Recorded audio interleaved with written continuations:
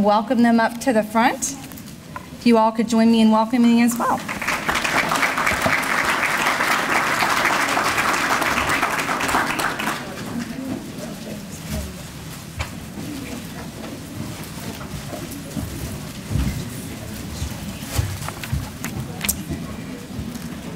Good morning, everyone. My name is Betsy Delgado, and I work for Goodwill Industries of Central Indiana. My title is VP of Mission Advancement, and I also work with education. Joining me today are Shelley Ashley, Senior Director of Mission Advancement, and she also works with the education part of our organization, and then James Dolan, who is with Vincennes University. First of all, I'd like to thank my colleagues and friends, Jackie and Marie at Department of Workforce Development, for inviting us to speak today. We greatly appreciate that invite. I have followed along behind them pretty much my entire career in Indiana, taking advantage of the phenomenal forward-thinking ideas and policies that they have created. I also would like to thank Department of Workforce Development and the state of Indiana for the opportunity to receive the innovation grants. That innovation grant has really helped us to accelerate a lot of our work and learn experiences, and we've learned a lot in the last year and seen some tremendous success on behalf of our students and clients and retail folks. So I'm a great believer in examples versus telling, showing versus telling, and so the first thing we're going to start off with today is a video of Denise Floyd. She is an Excel Center graduate. She completed her high school diploma as well as her CCMA just this spring. Is that correct, Shelley? So I'll start with Denise. Maybe.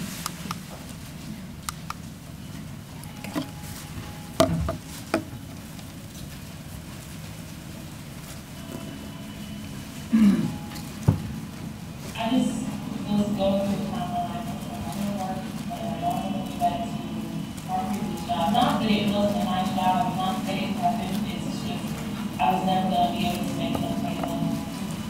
My mother always encouraged me to go back to school. Denise was smart, always do nothing in this world is going to stop me. I'm here for you, you can do it. For some reason, like I just kept coming back to some flyers that I found in the house like months ago about the Excel Center that came from Taylor. And one day I called the number and I was listening that day and gave me a tour showing the 2000 teachers in class started. You can go to anybody's school. It doesn't even matter if they're a math teacher or an English teacher. It doesn't matter what subject it is you can go to Miss Dion, who's an English teacher, and like, I need help, please help me. And she's going to come to you. There was not one teacher there when she was going to they knew that I was hey, what's going on with you? Are you going to be okay? So they were there, they were cheering. And because there was no hospital, they really knew what was going on. I earned my certification. I was a certified nurse. I got my daughter off to school, and when I go in, I can run into school. I was doing that. When I was at work, it was hard. What I was working on, there is a program that the Excel Center has called Talent Tour, and basically their job is to mold you into career. They let me get do what you're talking about, feeling nervous or super insecure about myself. Actually, my first interview with that time, I kind of let email back. I was like, no, so, yeah, and then I started in here probably about, I think like a week and a half later. We're always going to have purpose and obstacles in our life. And it's up to us to break down that barrier and figure out what we can do to pass and accomplish the goals in our life. For me, it was realizing that my life of education was hurting myself and going to the Excel Center, they have child care. So child care is something that's hurting you don't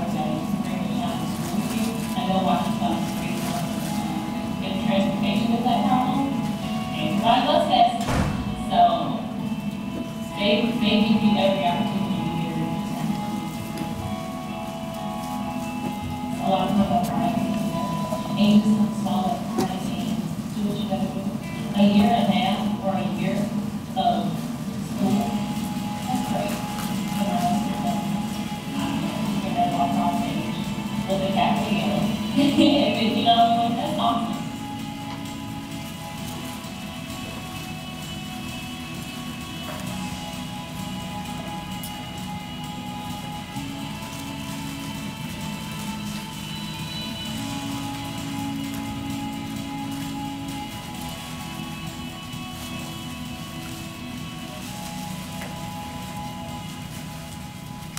So I think Denise deserves a round of applause.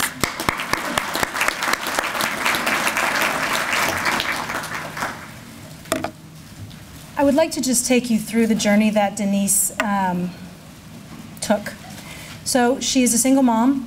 As she described in the video, she wasn't quite sure how to improve her circumstances or what opportunities to take advantage of, but she had an Excel Center flyer that she had in her house for months, and then finally made the call and enrolled. She then pursued her high school diploma. Took her almost a year, a little over a year, to get towards graduating from the Excel Center. And as she was getting towards the end, she was deciding what she wanted to do, what came next. And so she enrolled in a CCMA, Certified Medical Assistant program that we offer there in partnership with Vincennes University. And they bring that program to our Meadows Excel Center and other Excel Centers across the state of Indiana. It's a 12-week course, so Denise was taking her high school classes during the day and then pursuing her CCMA at night, all while her child was in our drop-in center, and we were helping her with Best Pass for transportation, as well as anything else that might have been a barrier to her opportunity to pursue that education. When she finished the coursework, she then took her exam and passed, and then was enrolled in an externship at Eskenazi. Once she completed that externship, she then was hired on at Eskenazi, as you can see, $14 an hour. When she came to us at the Excel Center, she was making pretty much close to minimum wage and working a lot of hours. And so she really feels confident and sees in front of her more opportunity within that career pathway within the medical field, and she's on her way. So the background of the Excel Center is that we wanted to build the Excel Centers to really anticipate the barriers that folks that were coming to our school were going to have. And so one of the key model elements we thought about and implemented in 2011 was the certification and dual credit component. 85% of our students graduate with either dual credit or a certification. We found this is a really important model for folks that really were coming to us because they couldn't get employment. And so we wanted students to be able to graduate with options to either continue on to post-secondary education or to pursue a career. The other component I really wanted to talk about when we think about building certifications or dual credit programs is we gather a cohort. And so this is really a wonderful partnership between us, community college, and Work One. And then returning those students, as Denise talked about, to our Talent Source, our placement service, which then helps them get placed into gainful employment. So we gather this cohort from our Nurse Family Partnership families, from the Excel Centers, and then also from our retail folks who are working at a minimum wage but want to see improvement and advance in their job or in their work experience or opportunity. So we talk about our retail employees as transitional. If they put their hand up and talk to one of our guides or coaches, then we'll help them pursue further education, certification, whatever that might look like. So Denise was in a cohort with all of those folks together, taking this class, taught by a Vincennes instructor down at the Meadows Excel Center, while each of the members of the cohort applied to Work One to fund their certification. So it's this wonderful collaborative experience that the students have, really not even understanding sometimes how all those groups are working together on behalf of them and their education and their improvement or their opportunity to move along that economic spectrum.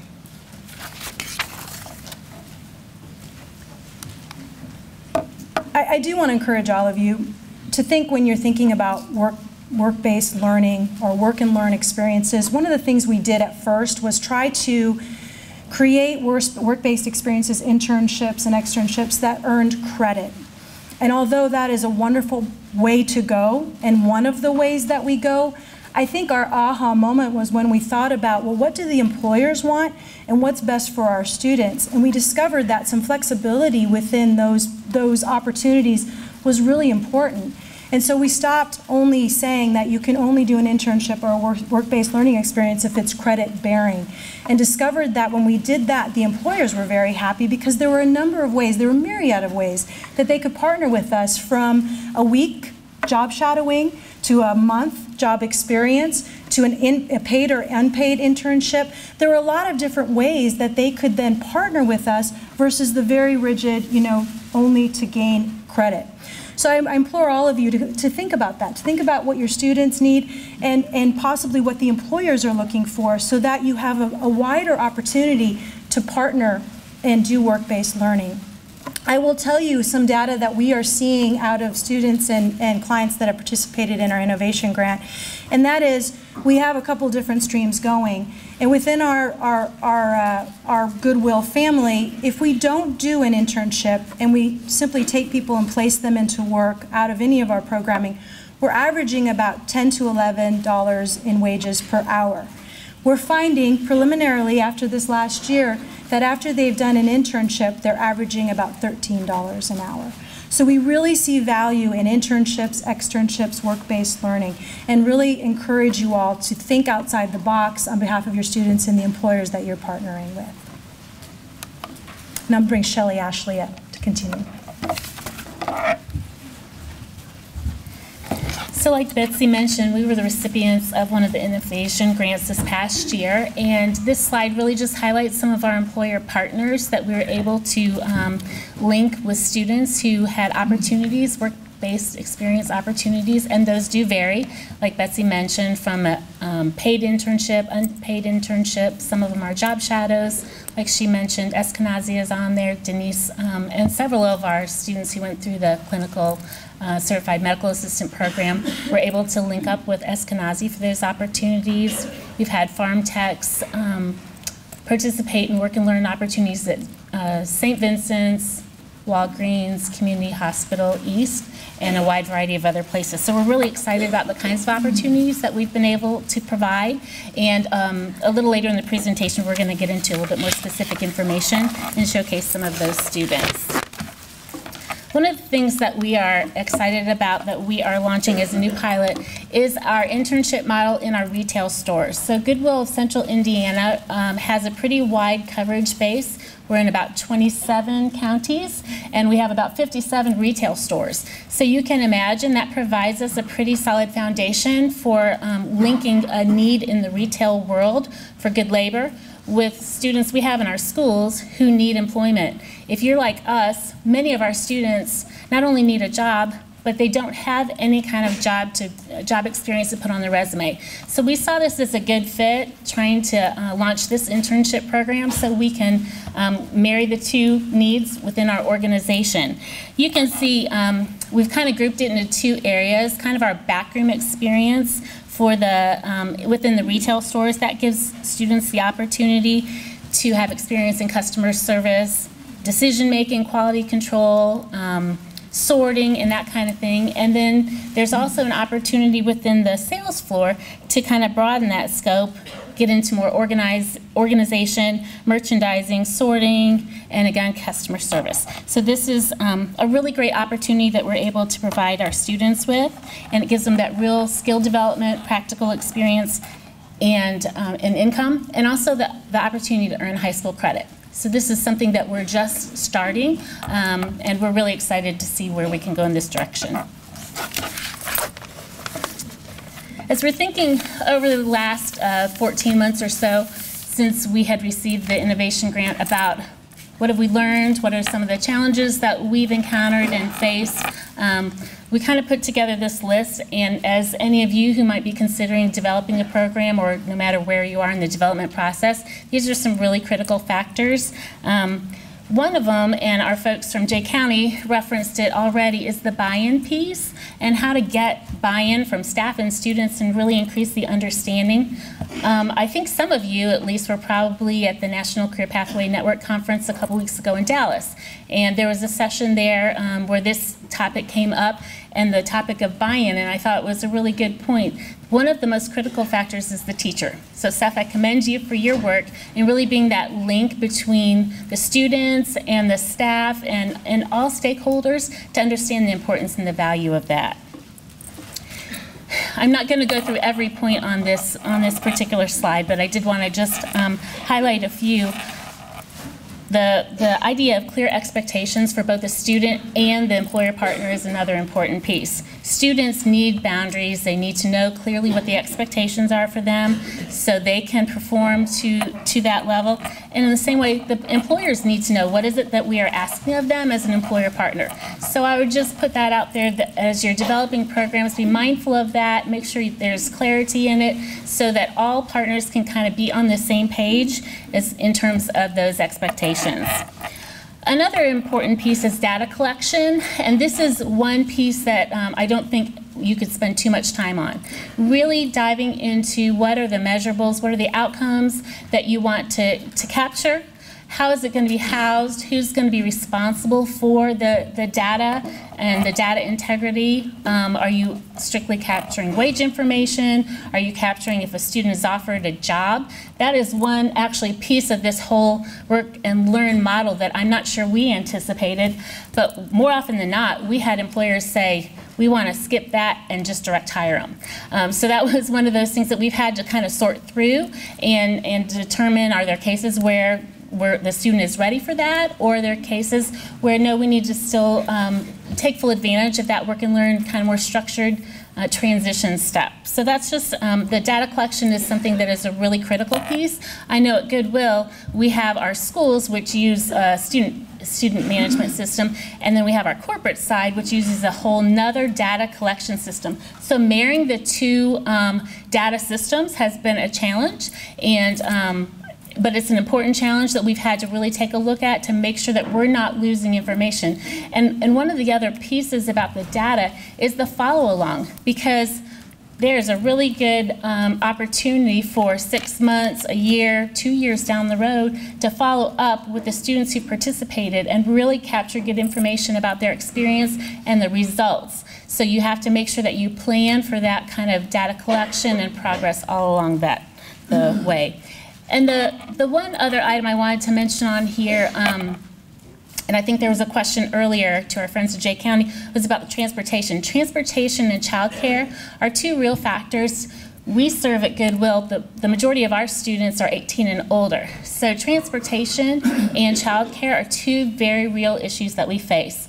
So some things to factor in when you're considering where might be good connection spots for employer partners, location, and is it on a bus line if you're in an area where there is bus service? If not, is there opportunity to place multiple students in one experience so they can carpool? Are gas cards or bus passes an option? Things like that are real considerations that need to be made as you're looking to place students. And then the last item that I wanted to highlight on this slide, because we actually encountered it within this past year, is a plan for succession. So in the event life happens and staffing changes, you want to make sure that you have planned for that transfer of knowledge and the transition so that it's seamless to the employer partners, it's seamless to your students that you're serving, and you're not going to lose momentum because you have a staff change, and now what do we do with all this work that needs to be done and who's going to do it? One of the things that we're really proud of at Goodwill is our students. And so I would like to just take a few minutes to kind of focus on a few of our success stories. And I would like to introduce you to Crystal Rollins. She's working today, so she is not with us. But as you can see on the slide, Crystal is a certified pharmacy technician. She actually graduated from the Excel Center in June of this year. Crystal, like many of our students, had a pretty turbulent first go-round at high school. And she was in a very unstable living situation, and she found herself having to move out of her family home as a high school student. So she moved out and was in a couple unstable places. She still tried to keep going to high school, but it just didn't work out for her. So eventually she did like many folks have to do, and she dropped out. Several years later, and a couple failed attempts at the GED, Crystal talked to some students that were friends of hers who actually attended the Excel Center. And those students told her, hey, at the Excel Center you have the opportunity not just get your high school diploma, but participate and earn an industry certification. So Crystal decided to enroll. She did. She earned her pharmacy technician license, and she was actually selected by Community Hospital East to participate in a paid 12-week internship program that we have developed with them. It's a really great program. It is pretty intense. It's a very fast-paced environment, and they actually use the previous interns. They've set it up in a cohort model, and they use the interns from the previous cohort to train the new group of interns, and they usually do it in pairs. But so Crystal completed that internship. She was also allowed time on the job to prepare for the National Pharmacy Technician License and exam.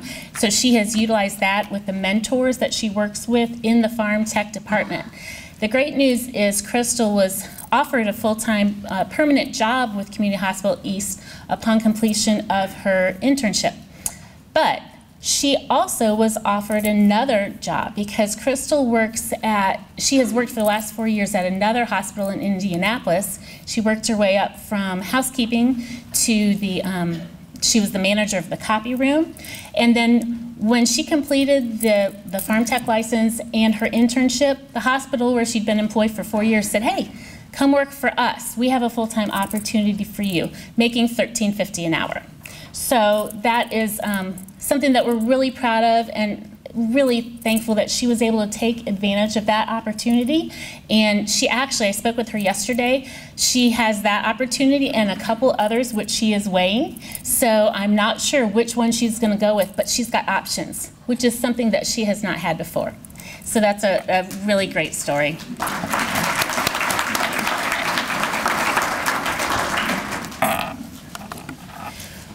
The next student I want to tell you about is Max Christensen, and I so wish that he was able to join us today. Max has a personality bigger than this room. He is a delight to be around, and for our conversation about Max, we've invited James Dolan from Vincennes University to come because James has worked closely with Max. He's just completed his Global Logistics Associate program through Vincennes University, so I'm going to have James just tell you a little bit more.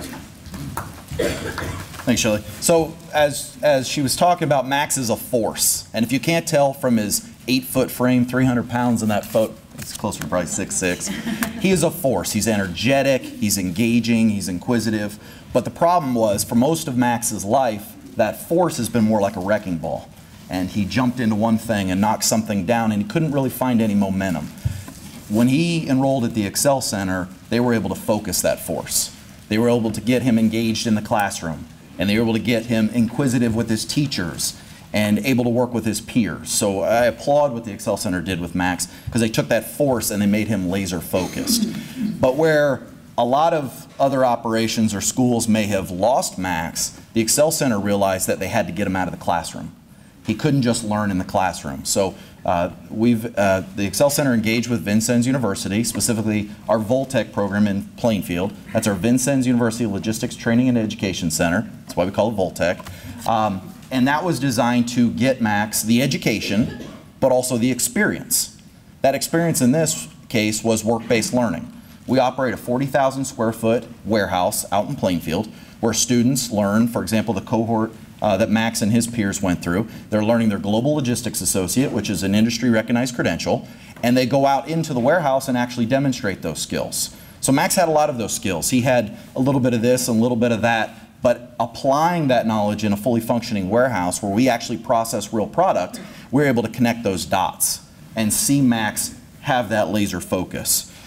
So a couple of quick success stories, because I know we're on time here. Quick success stories. He got his Global Logistics Associate certification. He used that GLA certificate to get a job at one of our employer partners, Osborne Hesse Logistics, OHL. His starting wage, $12.50 an hour. So now he's using the certification, got a job. He's now on schedule to get his high school diploma in January. And we just found out a little while ago that he's actually working on his application to come to Vincennes University to pursue his associate's degree. So here's a force that was all over the place that the Excel Center was able to create a laser focus for him. He got a certification, got a job, finished his high school diploma, and is going to go on to an associate's degree. So we applaud the work that the Excel Center is doing. We'd love to be a partner with them and look forward for more opportunities around the state. Thank you.